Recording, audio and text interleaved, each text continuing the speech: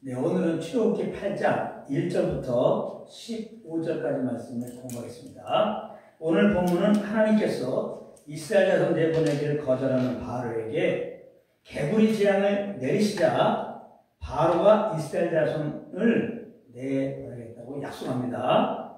그래서 바로의 요청에 따라 하나님께서는 개구리 재앙을 그치게 해주셨는데, 그러자 바로의 마음이 완강해져서 그 약속을 취소했다고 하는 그런 내용입니다. 먼저 1절 2절 읽겠습니다. 시작. 여호와께서 모세에게 이르시되 너는 바로에게 가서 그에게 이르기를 여호와의 말씀에 내 백성을 보내라. 그들이 나를 섬길 것이니라. 내가 만일 보내기를 거절하면 내가 개구리로 너의 온 땅을 치리라. 아멘. 하나님께서 모세에게 바로에게 다시 가서 하나님을 섬기게 하나님의 백성을 내보내줄 것을 말하라고 하셨습니다. 만약 거절하게 되면 개구리로 애굽 온 땅을 칠 것이라고 경고도 말하라고 하면서 말입니다.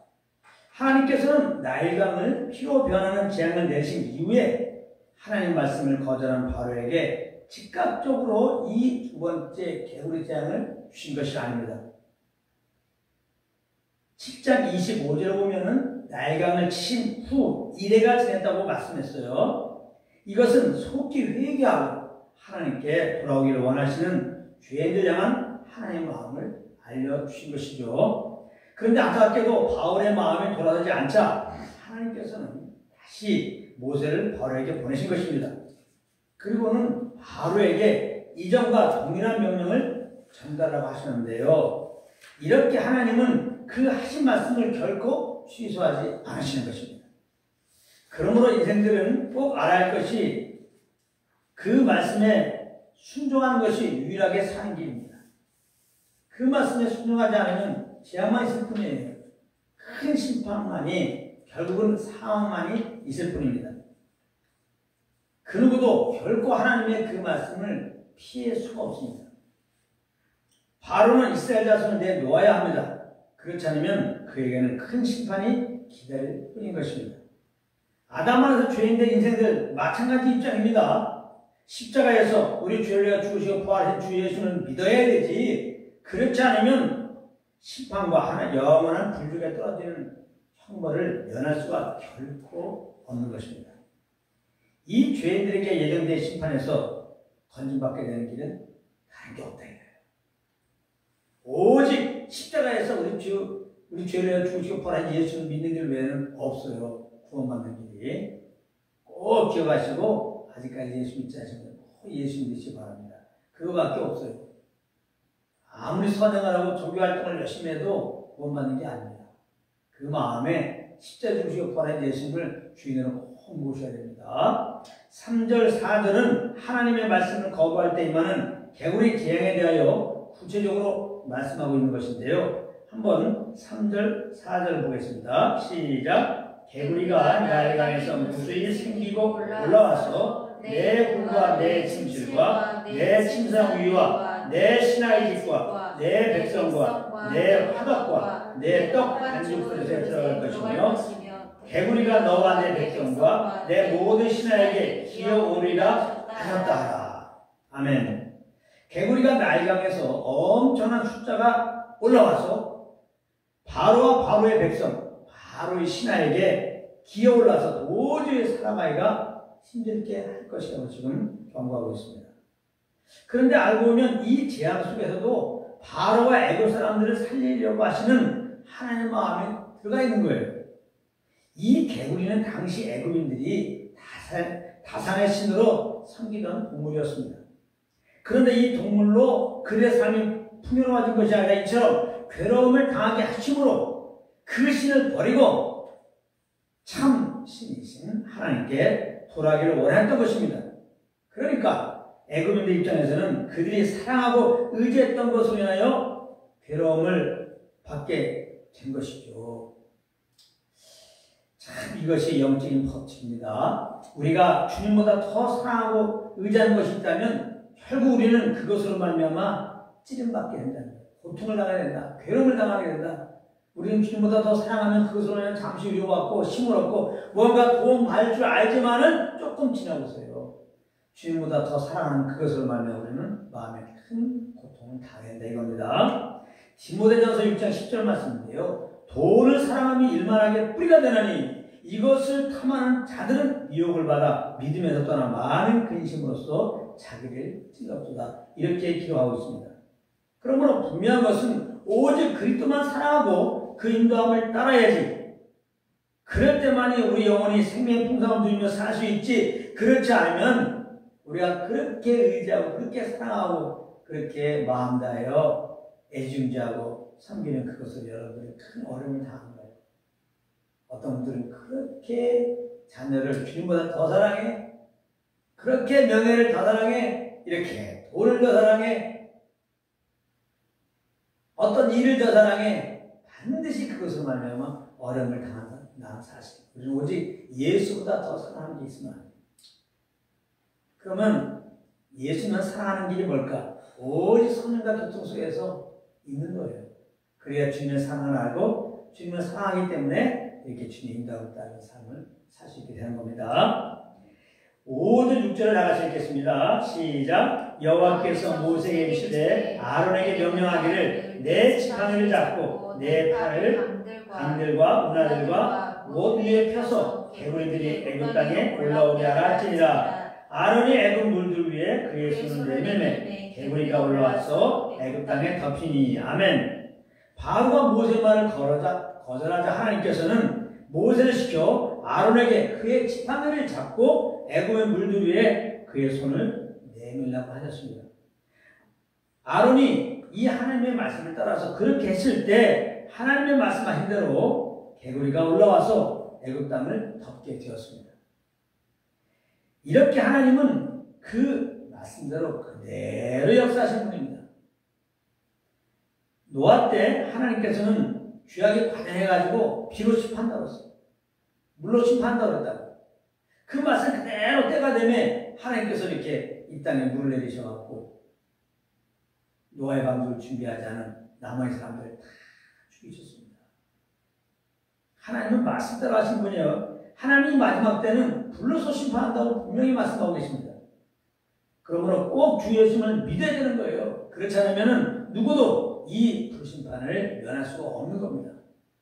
우리가 경홀히 여길 게 따로 있지 하나님 말씀을 경홀히 여기면 안 돼요. 하나님 말씀 우리는 정말 소중히 여기고 그러므로 그 말씀을 믿고 살아야 되는 겁니다. 그래야 우리가 영생을 얻고 생명의 풍성함을 얻게 되는 거예요. 아직까지 예수 믿지 않으신 분들은 예수 믿으십시오. 우리가 지금 건강하다고 안 죽는 게 아니에요. 우리 조상들 보면 알잖아. 없잖아요. 이 땅에. 그분들 다 안 죽을 줄 알았어. 다 청년 시절이 있었고 건강할 때가 있었어요. 그런데 때가 되면 죽잖아요.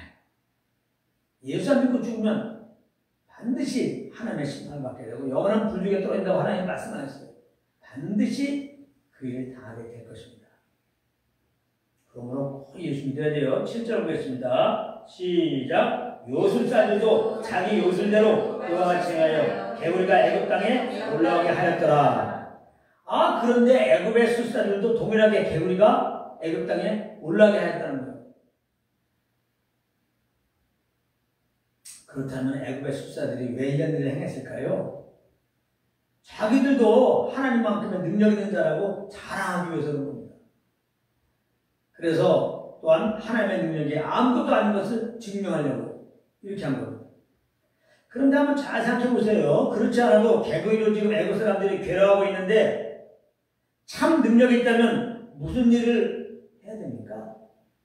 개구리들을 제거해야 되는 거 아니겠습니까? 그런데 그들은 개구리를 제거하기는커녕 더 많은 개구리가 생기게 했습니다. 그래서 어떻게 됐겠습니까? 애국 사람들을 더 괴롭게 했던 것입니다. 자기들도 좀 더 괴롭게 된 거예요. 이것은 무엇을 말해주는 겁니까?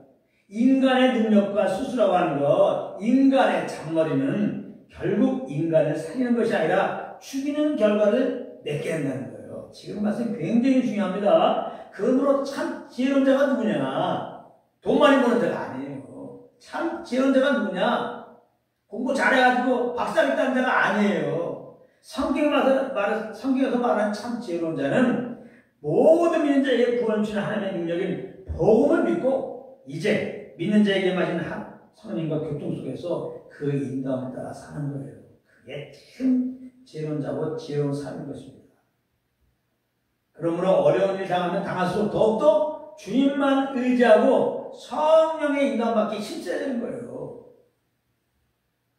이런 참 예배자의 삶이 되게 하기 위해서 하나님은 믿는 우리들에게 때로 우리가 도저히 감당할 수 없는 정말 힘든 어려움을 허락하시는 것입니다. 8절 보겠습니다. 시작. 바로가 세상을 보내리니 그들이 여호와께 제사를 드릴 것이니라. 아멘.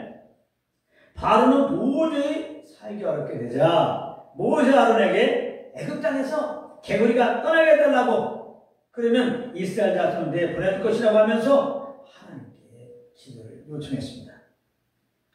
자, 9절입니다. 다 같이 읽겠습니다. 시작. 모세가 바로에게 이르되 내가 왕과 왕의 신하와 왕의 백성을 위하여 이 개구리를 왕과 왕궁에서 끊어 나의 강령만 있도록 언제 강구하는 것이 좋을는지 내게 공부하소서. 모세는 그러면 개구리가 나의 강령만 있게 해달라고 언제 강구할까요? 언제 강구하는 게 좋을까요? 이렇게 물었습니다.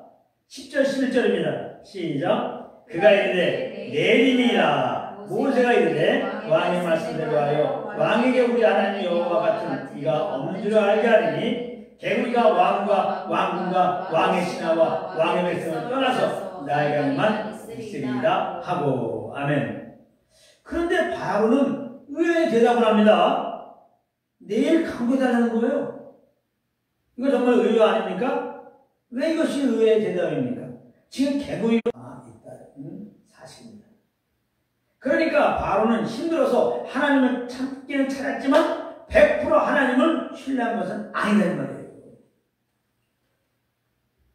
이런 마음은 하나님께 아주 합당하지 않은 마음입니다. 당연히 하나님의 도움을 받을 수도 없는 그런 마음입니다. 사실은 그 마음 한 구석에는 내가 그 문제를 해결할 수 있다고 하는 마음이 있는 것이기 때문에, 이것은 그러나 하나님의 마음을 너무나 아프게 하는 마음입니다. 왜 그러냐? 이 마음은 곧 하나님의 전능하심을 의심하는 마음이기 때문에 그렇습니다. 하나님은 하나님을 그대로 인정하면서 너무나 기뻐요. 하나님은 창조주십니다. 하나님은 능치 못함이 없으십니다. 하나님만이 나의 구원자이십니다. 하나님만이 나의 모든 것을 건질 수 있습니다. 그러므로 하나님만 신뢰합니다. 의뢰합니다. 이렇게 나오는 마음이 기뻐하는 것이, 나도 할 수 있는데 하나님 한번 해보시죠. 온전히 주님을 신뢰하지 않는 마음, 하나님은 아주 기뻐하지 않습니다. 이 마음 속에는 내 어려움을 하나님이 어떻게 해결할 수 있어? 사실은 하나님을 불신하는 이 마음이 들어가 있는 것입니다. 이렇게 완전히 자기가 아무것도 할 수 없는 무능력한 존재라는 것을 인정하지 않고, 그러므로 하나님만의 참 능력이신 분이심을 인정하지 않고 있기 때문에 바로는 하나님께 개구리 재앙을 그치게 해주셨을 때 하나님께 감사하며 그러므로 하나님 말씀에 순종한 것이 아니라 그 마음이 더욱 완강해져서 하나님의 말씀을 거절하게 되었던 것입니다. 12절부터 15절까지 말씀입니다. 다 같이 한번 읽겠습니다. 시작. 모세와 아론이 바로를 떠나 나가 바로에게 내리신 개구리에 대하여 모세가 여호와께 간구하니 여호와께서 모세의 말대로 하시니 개구리가 집과 마당과 밭에서부터 나와서 죽은지라. 사람들이 모아 무더기로 싸우니 땅에서 악취가 나더라. 그러나 바로가 숨을 쉴 수 있게 됨을 보았을 때에 그의 마음을 완강하게 하여 그들의 말을 듣지 아니하였으니 여호와께서 말씀하신 것과 같더라. 참 안타까운 사실인데요. 여기 정말 안타까운 구절이 하나 있습니다. 그것은 15절에 뭐라고 되어 있습니까? 그러나 바로가 숨을 쉴 수 있게 됨을 보았을 때에 그의 마음을 완강하게 하여, 이 구절입니다. 다 죽게 되었다가 숨을 쉴 수 있게 된 것이 누구 때문입니까? 하나님 때문 아닙니까? 그렇다면 이스라엘 자손을 내보낼 정도가 아니라 정말 회개하면서 내 영혼을 받아달라고 하나님께 매달리며 하나님을 따라 사는 삶이 되어야 되지 않겠습니까? 그런데 그의 마음을 완강하게 하여 그들의 말을 듣지 않았다고 했습니다. 우리는 이 바로의 완강한 태도 속에서 우리 안에 남아있는 동일한 완강함을 보아야 할 것입니다. 그렇게 어려울 때 살려달라고 우리는 기도했건만, 살려주시면 이렇게 하겠다 저렇게 하겠다 약속했건만, 하나님께서 살려주시니까 그런 하나님을 내가 다 잊어버리고 아무 일 없었다는 듯이 또 내 욕심 따라 행하는 우리들 말입니다. 정말 성령의 도움 없이는 나는 구제에 불능한 존재인 거예요. 우리는 바람을 보면서 이렇게 완강함이 우리 안에 있다는 것을 알아야 해요.